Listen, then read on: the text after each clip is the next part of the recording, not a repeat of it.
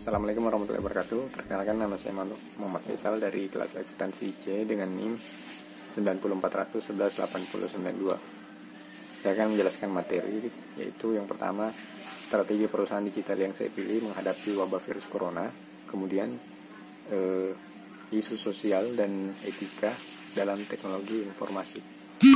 Oke, pertama-tama kita akan membahas tentang perusahaan digital yang saya pilih dalam menghadapi virus corona ini. Sebelum masuk ke strateginya apa dalam menghadapi virus corona, kita bahas sedikit profilnya. Profilnya, Indosat adalah perusahaan yang berdiri di Indonesia pada tahun 1967 dengan nama yaitu ISC atau Indonesian Satellite Network. Dia berstatus sebagai perusahaan penanam modal asing pertama dalam bidang jasa telekomunikasi dan jaringan telekomunikasi, dan bukan milik Indonesia tapi berdiri di Indonesia. Nanti pada tahun 1980 baru Indonesia membeli sepenuhnya perusahaan tersebut sehingga menjadi milik Indonesia sepenuhnya. Lalu selanjutnya pada tahun 1994 perusahaan Indonesia merubah statusnya menjadi perusahaan terbuka atau go public, sehingga sahamnya terdaftar di saham Bursa Efek Indonesia. Dengan begitu artinya sahamnya bisa dibeli oleh pihak mana saja. Makanya sekarang Indosat bukan lagi milik Indonesia saja, tapi sahamnya sudah dimiliki sebagian oleh pihak dari Qatar, yaitu Kitel Telecommunication dari Qatar kemarin. Oke, selanjutnya produk yang dikeluarkan oleh PT Indosat ini yaitu jasa telekomunikasi untuk telepon genggam, sambungan tetap termasuk menelpon via luar negeri, kemudian MIDI atau multimedia, data, dan internet. Oke, selanjutnya kita akan membahas dampak dari adanya wabah virus corona ini terhadap perusahaan Indosat, PT Indosat. Jadi yang dampak pertamanya yaitu yang saya dapat 28 Januari 2020, PT Indosat terkoreksi sahamnya sebanyak 33%. Ini info dari dari sumber indotelco.com. Jadi sahamnya terkoreksi. Saya tidak tahu bagaimana saham itu bisa turun karena dampak corona. Yang saya tahu itu saham adalah bukti kepemilikan kita terhadap suatu perusahaan dalam bentuk penyertaan modal kita ke perusahaan itu. Dan yang saya tahu dengan adanya corona ini kegiatan-kegiatan ekonomi itu jadi terganggu atau terhenti, seperti kayak peluncuran film atau kegiatan-kegiatan seperti wisatawan, bandara, semuanya jadi terganggu begitu. Meskipun ada juga yang masih beroperasi, tapi kebanyakan sudah berhenti kan. Jadi banyak kegiatan-kegiatan ekonomi yang terhenti karena adanya ini begitu.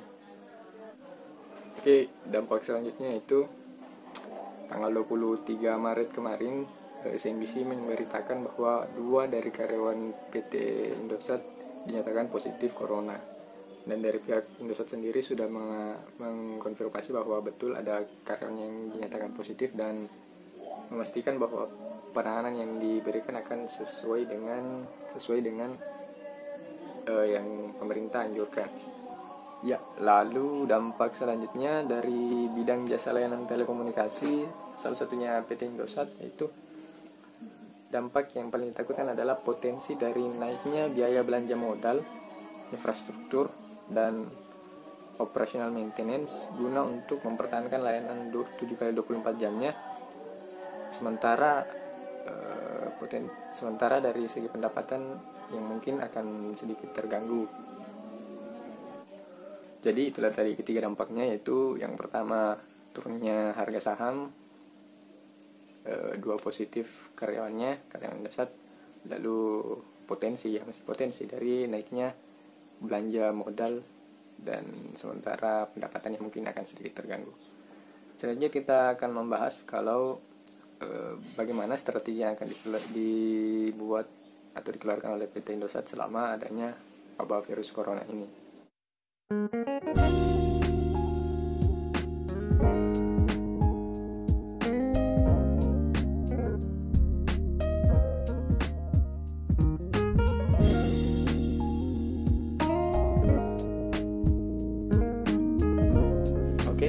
strategi apa yang dikeluarkan oleh PT Indosat yang menghadapi wabah virus corona ini.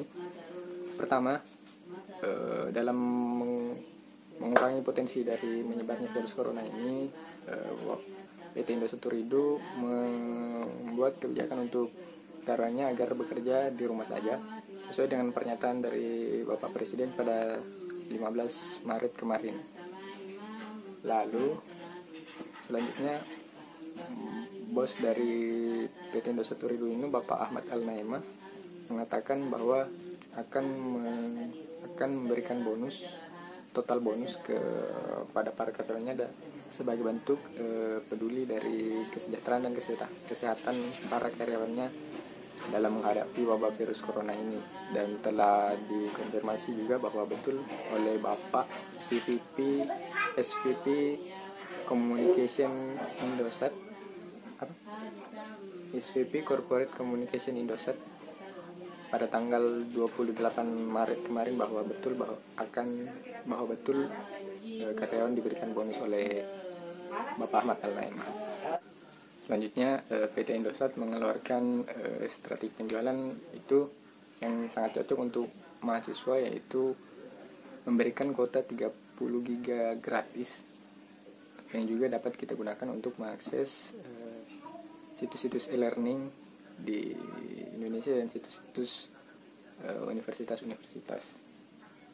Lalu untuk bagi karyawan kantoran yang membutuhkan jaringan internet juga diberikan diskon sebanyak 30% bagi pengguna IM3 Ooredoo. Itu semua bisa dicek di aplikasinya IM3 Ooredoo. Oke, materi tentang strategi perusahaan digital dalam menghadapi virus corona selesai. Nanti kita akan bahas materi selanjutnya, yaitu nanti kita akan bahas tentang isu sosial dan etika dalam teknologi informasi. Assalamualaikum warahmatullahi wabarakatuh. Kembali lagi dengan saya Muhammad Rizwan dari akun Tansuce dengan NIM 941180992. Nah, kali ini saya akan menjelaskan materi terkait isu sosial dan etika dalam teknologi informasi. Nah, sebelum menjelaskan ke situ saya mau mengatakan sedikit bahwa sekarang itu sudah zamannya teknologi, jadi apa-apa serba mudah dan canggih gitu. Contohnya sekarang kayak suatu produsen ketika ingin memperkenalkan barangnya, dia memiliki alternatif lain seperti YouTube, Instagram, Twitter, media-media informasi yang lain. Tidak seperti dulu lagi ya. Dulu kan cukup dengan SPG, koran, mungkin iklan-iklan di TV atau tenda-tenda, masang tenda-tenda di pinggir jalan. Nah, sekarang itu semakin banyak lagi alternatifnya dan bisa dijalankan bersamaan, bisa dipakai SPG, bisa dipakai media informasi dan maupun atau media informasi saja. Ya, nah meskipun ada alternatif lain dalam memperkenalkan bisnis kita, samping itu kita harus mengetahui bahwa dalam berbisnis itu ada etika-etikanya. Nah, etika itu hal-hal yang membuat etika itu peran untuk membuat hal-hal negatif di suatu bisnis kita menjadi minim begitu. Nah, selanjutnya kenapa itu etika dalam bisnis penting? Karena di dalam bisnis di era teknologi informasi sekarang ada dua dampak yang akan kita dapat, yaitu dampak negatif dan dampak positif. Dampak positifnya seperti kita semakin mudah terakses satu sama lain, sehingga orang lain mudah tahu apa yang kita usahakan, apa bisnis kita juga menjadi gampang tahu tentang bisnisnya dia atau informasi lain yang kita tahu. Lalu dampak negatifnya itu kita mudah, orang lain mudah mengakses kita, dan orang lain itu belum tentu orang yang memiliki niat baik terhadap kita. Jadi kita rentan dari kejahatan teknologi informasi lah gitu, kejahatan era digital. Selanjutnya hak dan kita akan Saya akan menjelaskan etika dalam bisnis yang dirangkum 5 dimensi moral. Yang pertama, hak dan kewajiban informasi. Nah, di sini saya sekalian mengkaitkan juga sama YouTube, link YouTube yang Ibu bagikan kemarin. Pertama kan dimensi moral, hak dan kewajiban informasi. Maksudnya di sini hak di sini kita HP kita sendiri, data-data kita sendiri, artinya kita berhak untuk memperoleh informasi yang kita ingin tahu, dan di samping itu kita juga berkewajiban untuk melindungi informasi tersebut atau membagikannya ke orang lain yang kita anggap berhak mendapatkan informasi tersebut. Dan kan ada juga orang-orang yang belum boleh mendapatkan informasi tersebut, misalnya kayak informasi kekerasan mungkin itu kan untuk orang tuh anak-anak kan belum tentu siap menerima informasi tersebut, takutnya dia trauma atau mencontohi hal tersebut. Sedangkan kalau kayak kita, mungkin kita sudah bisa paham atau sudah bisa bisa filter tentang berita-berita seperti itu. Nah, selanjutnya hak dan kewajiban terkait kepemilikan. Di sini maksudnya ketika kita menciptakan sesuatu atau kita sebagai produsen, kita untuk melindungi apa yang kita produksi atau apa yang kita ciptakan, kita harus melindungi dengan hak cipta agar orang lain tidak dapat mengklaim bahwa itu milik dari dia, padahal kan itu milik kita begitu. Selanjutnya akuntabilitas dan pengendalian. Di sini maksudnya ketika kita sudah mendapatkan informasi, kita merasa berhak untuk membagikan informasi tersebut, artinya kita juga sudah siap bertanggung jawab atas apa yang telah kita bagikan. Nah, ini yang saya bisa kaitkan dengan video tersebut. Di video tersebut seorang YouTuber itu sudah memiliki pengetahuan tentang informasi yang dia bagikan, lalu dia juga bertanggung jawab atas apa yang dia angkat begitu. Lalu kualitas sistem dalam hal memperoleh informasi dan memilih media, kita harus jeli dalam memilih hal tersebut. Kita harus memilih media-media yang tepat dalam memperoleh informasi yang kita cari. Lalu selanjutnya kualitas hidup, maksudnya di sini kita menggunakan teknologi informasi dalam bisnis kita tetap mempertahankan nilai-nilai positifnya seperti kejujuran, dan kejujuran seperti yang kita kaitkan dengan video itu. YouTuber itu tetap mempertahankan nilai kejujuran terhadap